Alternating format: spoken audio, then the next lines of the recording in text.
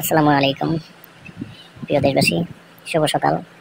আমরা জানিয়ে দিচ্ছি বিভিন্ন পত্রিকার শিরোনামগুলো। আপনারা জানেন দেশ একটি কোটা সংস্কার আন্দোলন চলছে সারা দেশে।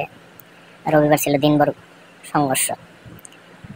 এখন পর্যন্ত দেশ জুড়ে রক্তক্ষয়ী সংঘাত নিহত 101 জন। খুবই দুঃখজনক।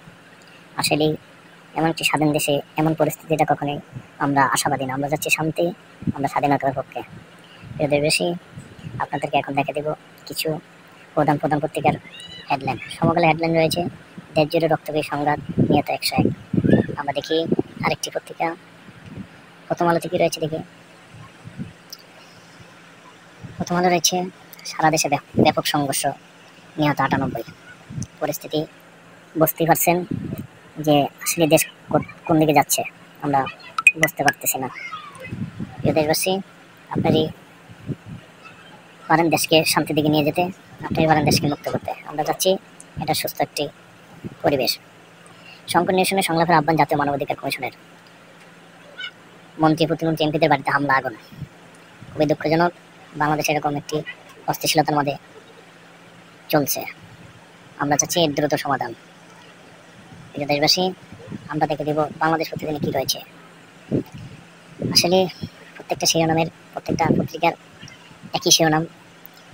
বাংলাদেশ প্রতিদিনে রয়েছে লাশের সারি রক্তাক্ত দেশ, যা আমরা কখনই আশা করি না। আমরা দেশ স্বাধীন করেছে 30 লক্ষ মা বোনের রক্তের বিনিময়ে। কিন্তু আমরা চাচ্ছি এটা একটি স্বাধীন দেশ, এখানে সবার বাক স্বাধীনতা থাকবে, সবাই শান্তিতে থাকবো। কিন্তু আসলে কি হচ্ছে আমরা বুঝতেছি না। ছাত্রদের সঙ্গে নামছে জনতা। বৈষম্য বিরোধী ছাত্র আন্দোলনের মার্চ টু ঢাকা কর্মসূচি আজ। আসলে 5 পোশাক কারখানা আগুনের সংযোগ, মন্ত্রী এমপি নেতার বাড়ি আওয়ামী লীগের অফিসে হামলা। প্রিয় দেশবাসী, আমরা আপনাদেরকে আজকের প্রধান শিরোনামের হেডলাইনের সাথে পরিচয় করে দিচ্ছি।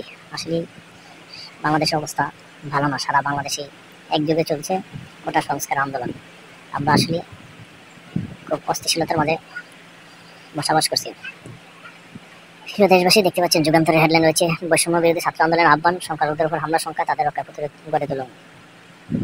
সংকট নিরসন সংলাপের আহ্বান জাতীয় মানবাধিকার কমিশন।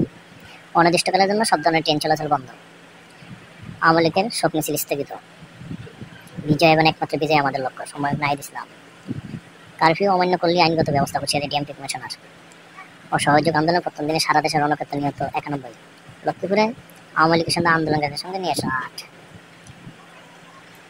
প্রিয় দর্শক, আমাদের চ্যানেলটি সাবস্ক্রাইব করে প্রতিদিন নিউজ পেপারের হেডলাইনগুলো পেতে আমাদের সাথেই থাকুন।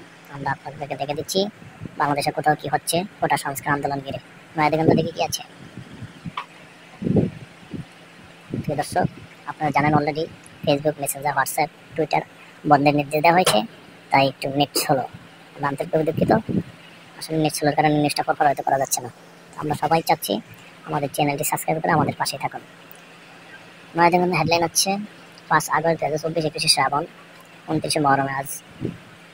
নয়াদিগন্ত হেডলাইন হচ্ছে আজ মার্চ টু ঢাকা কর্মসূচি। বাংলাদেশ মর্মান্তিক সহিংসতা বন্ধ করতে হবে, জাতিসংঘ মানবাধিকার পরিষদ। 11টায় শহীদ মিনারে জড়ো হওয়ার আহ্বান আসিফ মাহমুদের। মার্কিন ও আরব অনুরোধে প্রত্যাখ্যান ইসরায়েল মধ্যে হামলা চালাবে ইরান। আজ থেকে 3 দিন সাধারণ ছুটি। প্রিয় দর্শক, এ হচ্ছে আজকে বাংলাদেশের প্রধান নিউজ পেপারের হেডলাইন।